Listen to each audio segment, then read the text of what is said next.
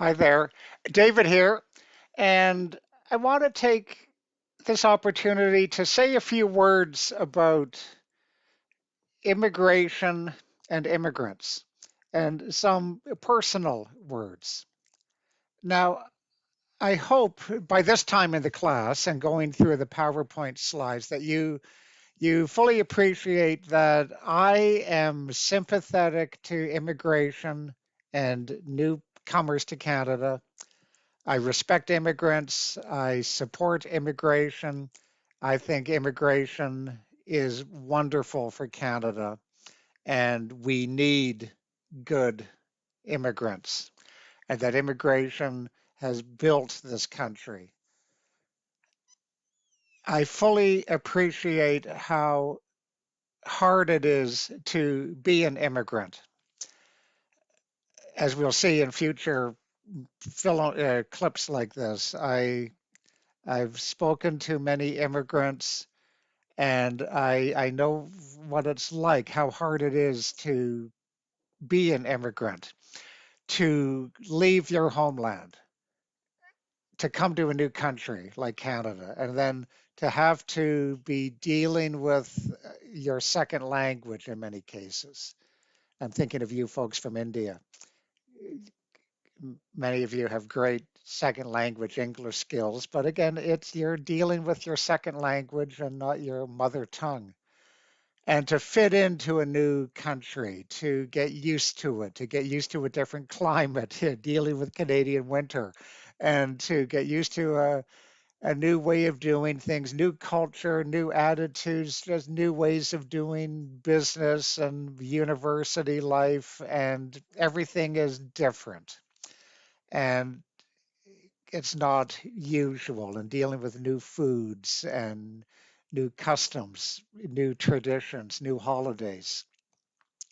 It's tough to fit in, and people feel lonely. You've left your homeland, and your family and other friends and family are left behind in the other homeland, a homeland that often you're always thinking about.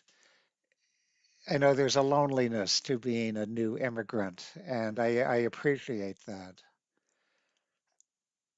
It takes courage. I believe it takes courage to be a new immigrant and to come. It takes courage to leave everything behind in one country and come to another. That takes real bravery, real courage, and real fortitude to see it through. And you're not alone. I think those of you who are new immigrants now, you are following a path that millions and millions of people have already undertaken, a path that people have already taken years ago and centuries ago, and often facing the same feelings, the same difficulties. I appreciate that. Now just have some personal stuff about me, and you've sensed this from some of the PowerPoints. I became a Canadian the easy way. I was born here, and my parents were born here. And on my father's side, as I've mentioned, my great grandfather came to Canada from England in the 1840s. Now, he married into a loyalist family, and that loyalist family, his wife's family, were loyalists that went all the way back to living in Massachusetts in the 1640s, 1650s. And then they were the ones who were loyal to the British come the American Revolution and then had to flee to Canada. So on my father's side, I have deep roots in this country. On my mom's side, my grandfather, my mom's father was Scottish and he immigrated from Scotland in 1912. He avoided the Titanic, as mom would say. He got on a smaller ship in the spring of 1912 and sailed to Montreal, and he missed the fiasco of the Titanic. Thinking, just to think about these early immigrants, people coming to Canada in the 1800s. Now, again, I'm thinking about you folks from India and how hard it is, even for you folks. But you folks have the benefit of modern communication technology. You guys could get on a phone and you could be talking to your family and friends back in India. You could FaceTime with them and you maintain a connection with them that way. Think of these early immigrants coming to Canada in the even the French coming to Canada in the 1600s and British English coming in the 1700s and then into the 1800s. And think about what it meant to leave your homeland then. People leaving England, Scotland, Ireland, France, and sailing across the ocean.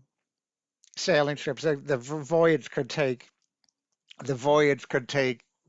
4, 5, 6 weeks, sometimes 7, depending on bad weather. But those people, when they left their homelands, they would say goodbye. Often people again would be younger people, 20 something, 30 somethings. When they left their homeland, they would say goodbye to their family, parents, uncles, aunts, brothers, and sisters. They would say goodbye. They'd get on a ship and they'd sail to Canada, and they would never see those family members ever again. And in many cases, in this time period, if you're poor, likelihood is you were illiterate or semi-literate. Odds are you would never write to the family back home again. So when these people sailed away to Canada, they would never see their family ever again. They would never see their homeland ever again.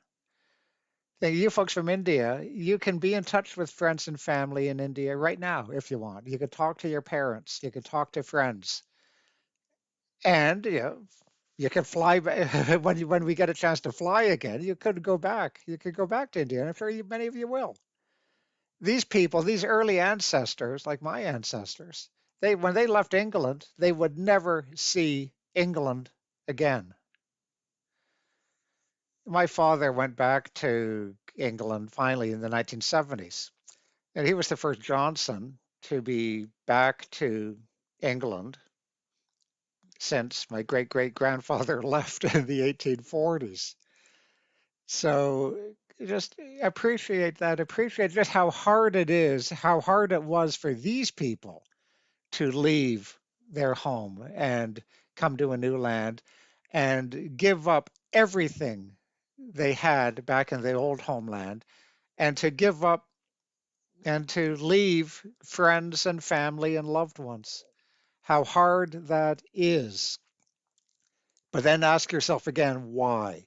Why did people do that? Then again, you're looking at poorer people, people struggling back in the homeland, and then a realization that however hard it was to leave home, however hard it was to give up everything and to leave everyone you've known and loved back home, life is so bad and hard back home there that you're better off leaving and you'll have a better life for yourself and you'll have a better life for your children. I think that is a great motivator for people to immigrate. It was a great motivator then, and it is still a great motivator now. I'm sure most every one of you folks from India who has come here is coming here for a better life. I think that's good for Canada, and that's wonderful. But I guess it does say something about your homeland, about why you're prepared to leave. And again, if you're prepared to leave, and you are, and you're coming here, again, you are following in the footsteps of millions and millions and millions of other people, other immigrants to this land who have followed that course. Anyway, folks, stuff to think about, and I will be talking to you again soon.